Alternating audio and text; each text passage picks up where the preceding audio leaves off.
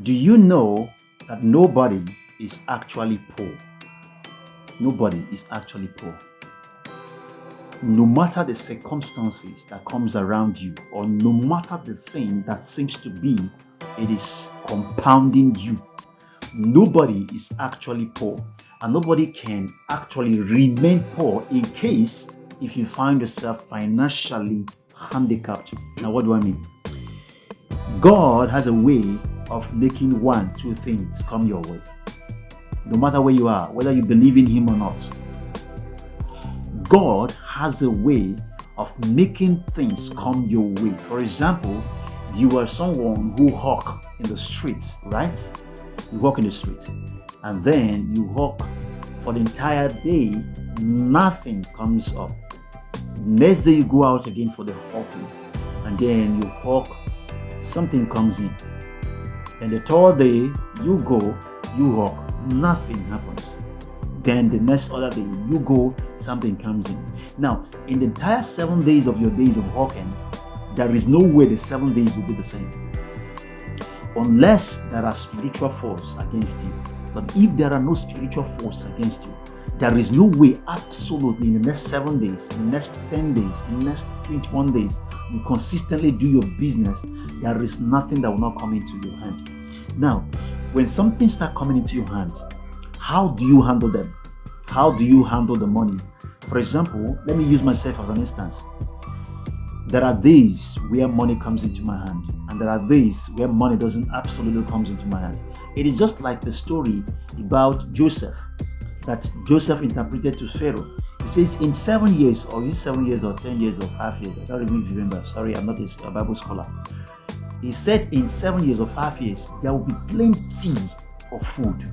There will be plenty of harvest, like things planted in the field will yield.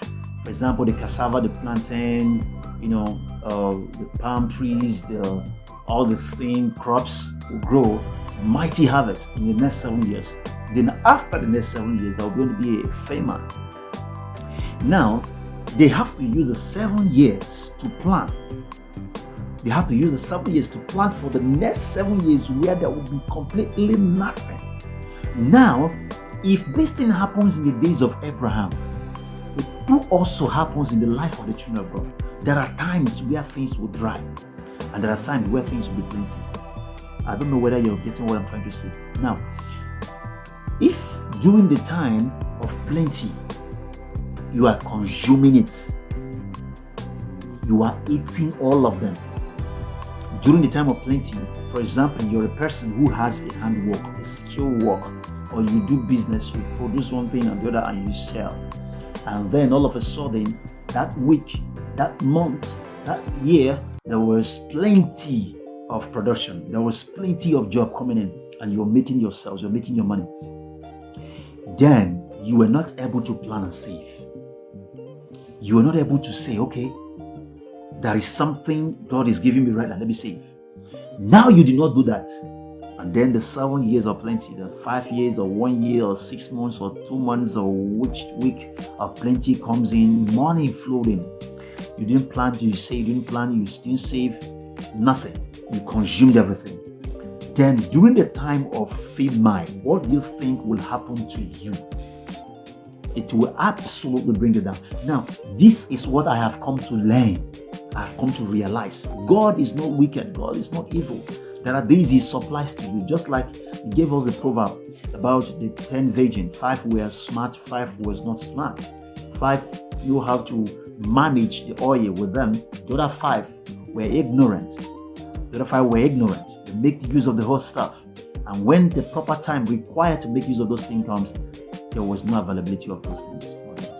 So what am I trying to say? There are times when God have a plan for you and He start giving you money, He start giving you job, start giving you some certain things.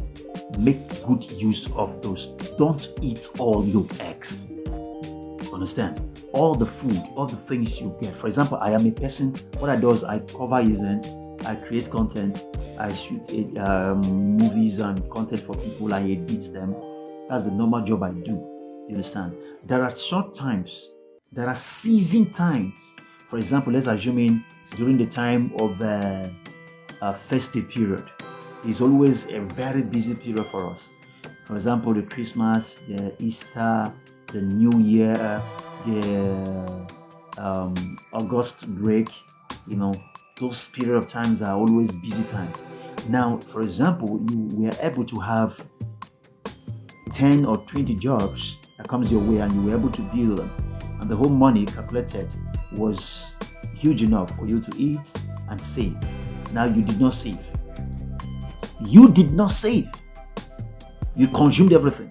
You used it to solve some certain problems at that moment. You did not save. You did not invest. You did not, plan it properly. You just consumed everything. You used it to solve the current problem. You did not save anywhere.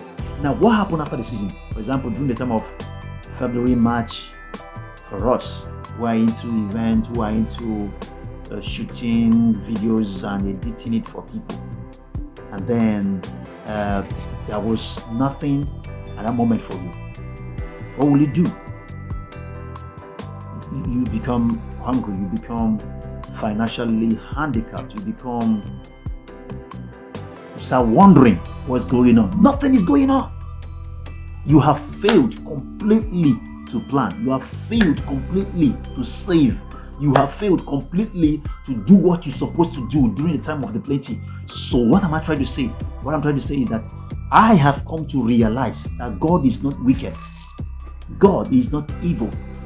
God is not ignorant of every situation. In the days of plenty, he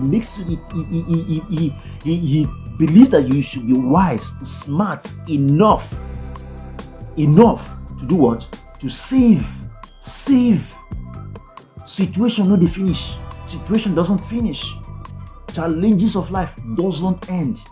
Save. Solve the little problems as much as you can. Eat as little much as you can. Don't consume everything. Don't consume everything. And sometimes because we consume everything, when opportunity requires for us to take a little from our savings comes, that is not found. We start running helter skelter looking for where to borrow money from, or start looking for an uncle to call, a brother or a friend to call, and when they say they don't have, we pick offense. So what am I trying to say?